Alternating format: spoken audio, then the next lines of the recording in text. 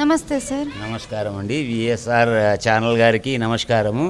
నేను రహమత్ నగర్ ఏరియా బస్తీవాసిని. నా పేరు గోపాల్ పంతులు అంటారు. నేను ఇక్కడ దగ్గర 25 సంవత్సరాల నుంచి ఉంటున్నాను. పీజీఆర్ గారు మరియు విష్ణువర్ధన్ గారు మరియు తదనంతరము కాంగ్రెస్ పరిపాలన పోయి తదనంతరము మాగంటి గోపీనాథ్ గారు వచ్చారు.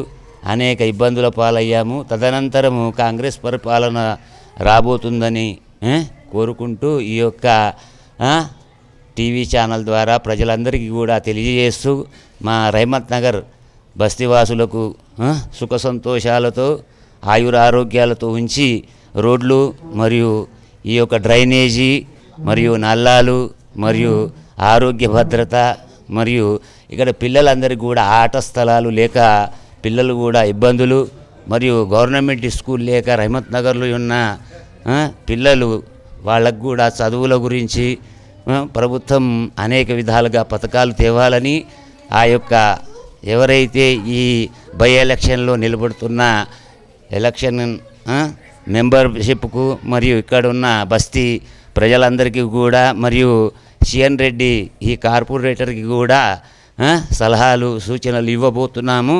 అందుకు దయ ఉంచి ఈ ఛానల్ ద్వారా మా రహమత్ నగర్ బస్తీవాసుల యొక్క సమస్యలు వీటికి మాకు సలహాలు ఇచ్చి మాకు అండగా ఉంటుందని ఆ కాంగ్రెస్ ప్రభుత్వం ఎల్లకాలం కూడా గెలవాలని ఈ యొక్క మనవి. రెడ్డి గారి పరిపాలన ఎలా ఉందంటారు? పరిపాలన పర్వాలేదండి, కానీ కింద ఉన్న వాళ్ళు కొన్ని ఆటంకాలతో ఆ కాంగ్రెస్ ప్రభుత్వాన్ని ఇబ్బందులు పాలు చేస్తున్నారు. అందువరకే బీఆర్ఎస్ ప్రభుత్వము అనేక దౌర్జన్యాలకు అనేక కష్టాలు పాలు చేసింది. ఈ యొక్క రేవంత్ రెడ్డి పరిపాలనలో ప్రజలు క్షేమంగా ఉన్నారు, కానీ కొంతమంది గుండాగిర్దీలు కొంతమంది ఇబ్బందులు పాలవుతున్నారు.